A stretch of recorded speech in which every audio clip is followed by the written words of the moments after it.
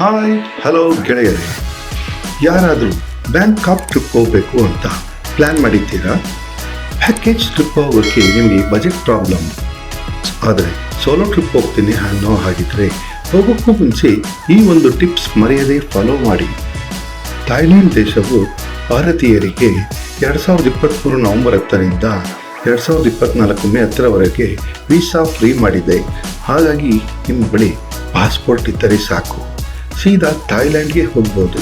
ನೀವು ಏರ್ಪೋರ್ಟ್ಗೆ ಹೋಗೋಕ್ಕೂ ಮುಂಚೆ 10,000 bot Thailand ಕರೆನ್ಸಿಯನ್ನು ಎಕ್ಸ್ಚೇಂಜ್ ಮಾಡಿಟ್ಟುಕೊಳ್ಳಿ. ಆನ್ಲೈನ್ನಲ್ಲಿ ಥಾಯ್ಲೆಂಡ್ ಕರೆನ್ಸಿ ಸುಮಾರು 2.35 ಇದೆ. ಆದರೆ ಎಕ್ಸ್ಚೇಂಜ್ ಮಾಡುವಾಗ ಒಬ್ಬೊಬ್ಬರು ಒಂದೊಂದು ರೇಟ್ ಕೊಡುತ್ತಾರೆ. ಅದರಲ್ಲೂ ಏರ್ಪೋರ್ಟ್ನಲ್ಲಿ ನಿಮಗೆ GST ಎಲ್ಲ ಸೇರಿ 2.95 ಆಗಿಬಿಡುತ್ತದೆ. ಸಾಧ್ಯವಾದಷ್ಟು ಗೊತ್ತಿರುವ ಟ್ರಾವೆಲ್ಸ್ನಲ್ಲಿ ಎಕ್ಸ್ಚೇಂಜ್ ಮನಿ ತೆಗೆದುಕೊಳ್ಳಿ. ಜೊತೆಗೆ ಇಂಡಿಯನ್ ಕರೆನ್ಸಿ ಕೂಡ ಡ್ರಾ ಮಾಡಿ ಇಟ್ಟುಕೊಂಡಿರಿ. ಥಾಯ್ಲ್ಯಾಂಡ್ಗೆ ಹೋದಾಗ ಎಕ್ಸ್ಚೇಂಜ್ ಸೆಂಟರ್ಗಳಲ್ಲಿ ಬರೀ ಕ್ಯಾಶ್ ಜೊತೆಗೆ ವ್ಯವಹಾರ ಮಾಡುತ್ತಾರೆ, ಕಾರ್ಡ್ ಸ್ವೀಕರಿಸುವುದಿಲ್ಲ. ನಿಮ್ಮ ATM ಕಾರ್ಡ್ ಇಂಟರ್ನ್ಯಾಷನಲ್ ಟ್ರಾನ್ಸಾಕ್ಷನ್ ಇಲ್ಲದೇ ಇದ್ದರೆ ಪ್ರಯೋಜನಕ್ಕೆ ಬರೋದಿಲ್ಲ. ಸಾಧ್ಯವಾದಷ್ಟು ಎಕ್ಸ್ಚೇಂಜ್ ಮನಿ ಇಲ್ಲೇ ತೆಗೆದುಕೊಂಡು ಹೋಗಿ.